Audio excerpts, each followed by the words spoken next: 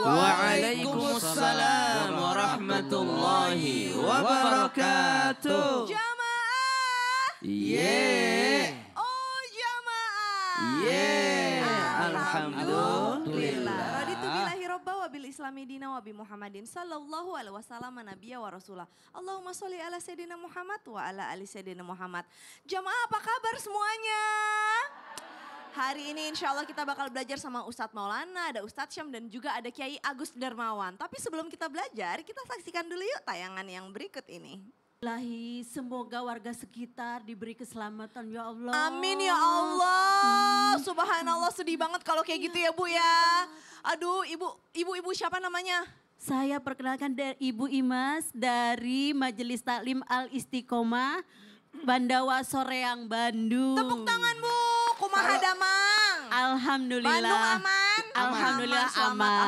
Gak ada masalah di Bandung. Gak ada Pak Ustadz, alhamdulillah. Masya Allah, terima kasih, silakan duduk kembali Ibu. Sami-sami. Ustadz, kalau Assalamualaikum kita melihat warahmatullahi seperti tadi video tiba-tiba datang bencana kan kadang-kadang nggak ya namanya bencana masa diprediksi dan diharapkan tentu tidak. Lalu apa yang harus kita lakukan Ustadz? Mohon tausiahnya. Makasih banyak. Izin Pak Yai dan Ustaz Sam. Bismillahirrahmanirrahim. Allahumma shalli ala sayyidina Muhammad wa ala sayyidina Muhammad.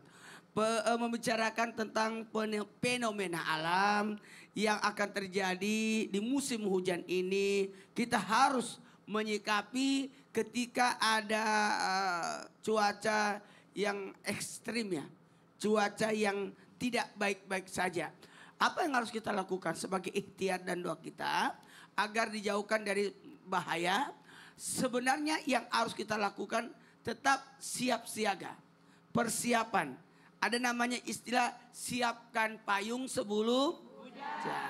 Maka ada badan BMKG. Ya, BMKG inilah kita butuh informasi-informasi mengenai fenomena alam tersebut.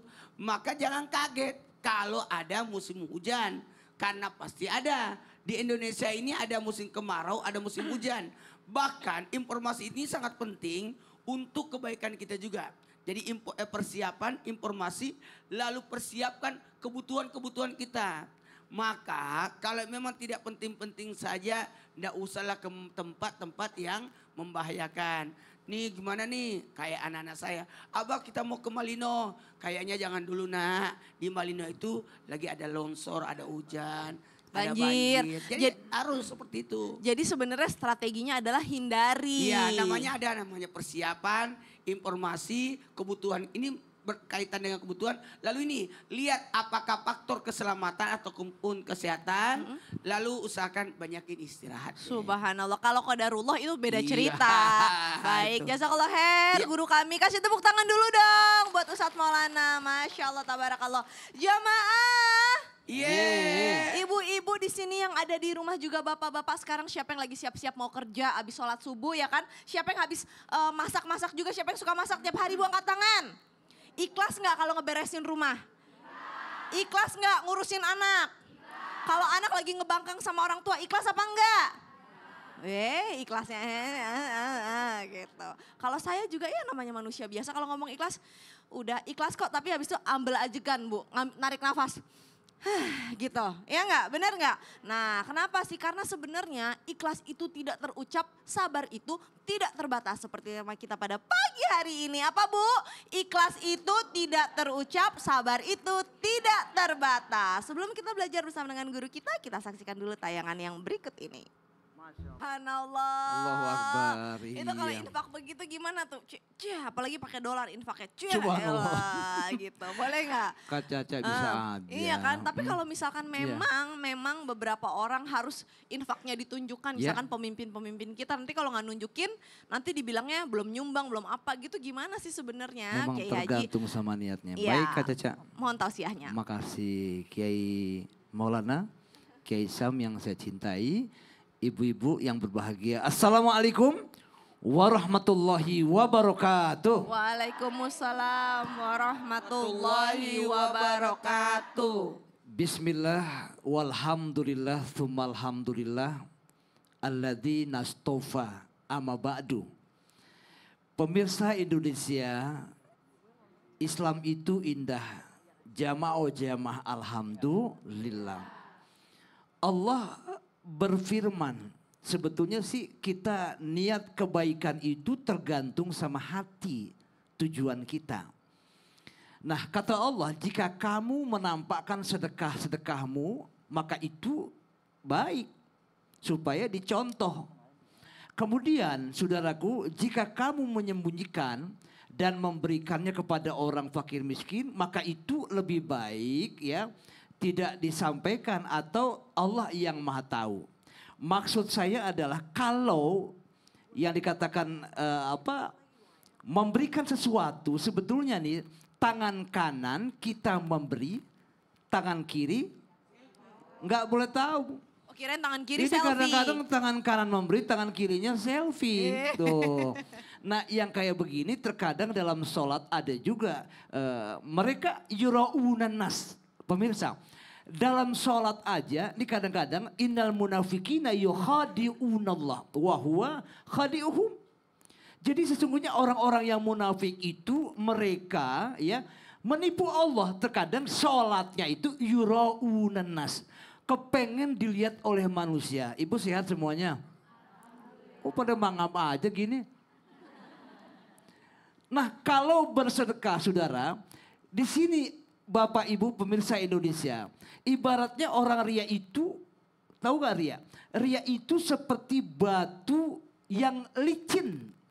Kemudian batu licin itu ada tumpukan tanah yang banyak sekali. Tiba-tiba hujan itu turun deras sekali. Dan tanah itu ibaratnya sebagai amal soleh.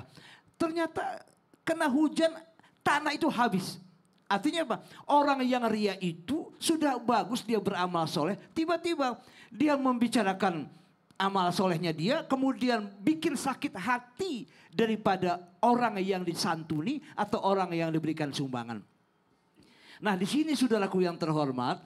Mari sama-sama bahwa sesuatu yang terbaik adalah Allah akan melihat dan Allah juga akan membalas kebaikan itu dengan berlipat ganda insya Allah. Amin. Masya Allah. Jadi artinya latih mulut ini buat mingkem. Iya. Habis sedekah, habis infak, habis sodakoh. Iya. Tahan, nggak usah kalau orang tahu ya nggak apa-apa. Betul. Tapi nggak usah dari mulut kita. Iya, jangan Masya sengaja. Allah Maha tahu dan Allah akan membalas kebaikan Baik, kita. jazakallah khair, amin, Pak Kiai Haji. amin. Kasih tepuk Siap. tangan dulu dong Bu. Aduh penting juga jangan sampai menyakiti hati yang orang yang udah kita kasih sedekah ya. Masya Allah. Ustadz Syam, sekarang mau belajar dong sama Ustadz Syam nih. Siap. Ustadz berbicara tentang ikhlas dan takdir. Kalau ikhlas itu kita kadang-kadang suka ngomong kayak aku ikhlas kok gitu. Ikhlas tapi ya tertekan gitu. Sama takdir ya mau nerima mau gak mau. Karena sebenarnya kita dalam hati tuh kayak punya perasaan. Kok hidup dia enak banget sih, kok hidup aku gak enak. Kok dia terus yang dikasih rezeki sama Allah, kok aku rezeki susah banget sih. Nah itu gimana kita harus menanggapi itu semua, mohon tausiahnya. Baik, terima kasih Kak Caca, tabe guruku Pak Kiai Ustadz Maulana serta guru-guru kami dilakukan Allah Subhanahu wa taala. Al-Qur'an surah Al-Baqarah ayat 216. A'udzu billahi minasy syaithanir rajim. كتب عليكم القتال وهو كره لكم وعسى أن تكرهوا شيئا وهو خير لكم وعسى أن تحبوا شيئا شر لكم والله يعلم وأنتم لا تعلمون.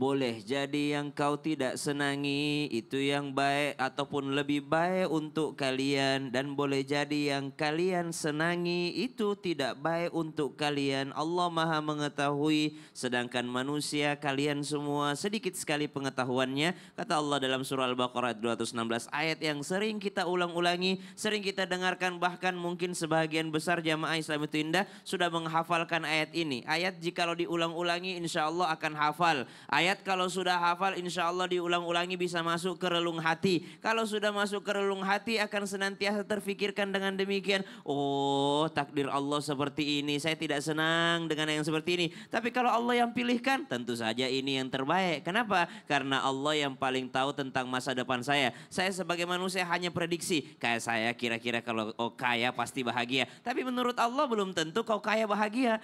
Buktinya ada di sekitarmu orang yang kaya raya tidak terlalu bahagia juga. Subhanallah. Oh saya kalau misalnya sehat pasti saya lebih rajin lagi ibadahnya. Ternyata Allah yang lebih tahu. Kamu kalau sehat justru lalai dari perintah Allah. Justru sibuk dengan dunia, tidak sibuk dengan urusan ukhrawi. Maka Allah kasih sedikit sakit. Kenapa dikasih sedikit sakit? Ketika sakit kau senantiasa ingat Allah. Ya Allah sakitnya, ya Allah sakitnya. Justru karena dengan itu, penyakit itu kau ingat dengan Allah Subhanahu wa taala. Maka bagaimana agar kita ridho? Jadi kalau ikhlas itu ketika berbuat, tapi sekarang ridho. Ridho itu menerima daripada ketetapan Allah Subhanahu wa taala. Yang pertama, ingatlah ancaman Allah. Kalau kau tidak bisa ridho dengan pemberian Allah, maka carilah bumi yang lain selain buminya Allah. Kita mau tinggal di mana? Nggak ada. Nggak ada tempat yang mau, lain. betul. Mau nggak mau kita hidup ini diatur bukan kita ngatur. Betul. Ustadz boleh nggak aku nanya? Ya. Ustadz kalau ngelihat orang yang lebih kaya daripada Ustadz, apa yang ada dalam pikiran Ustadz? Saya cari yang lebih miskin dari saya. Oh. Otomatis karena susah mengendalikan diri kalau melihat nikmat orang lain. Masya Makanya Allah, dikatakan betul. ulama kita kalau hati ini belum bisa dikendalikan, jangan terlalu sering lihat orang yang lebih di atasmu. Baik, jazakallah khair. Terima kasih Ustadz Syam. Kasih sama-sama. tepuk tangan dulu dong Bu. Artinya gitu Bu, kalau kita ngeliat nih orang kayaknya hidupnya enak banget ya. Langsung lihat tetangga kita, ada gak yang punya kesulitan? Pasti ada orang yang Allah kasih cobaannya tuh beda sama kita. Nah abis ini kita masih akan lanjut nih belajar bersama dengan guru-guru kita dengan tema ikhlas itu tidak terucap, sabar itu tidak terbatas. Jadi jangan kemana-mana, tetap di Islam itu indah. Jamaah! Yeay!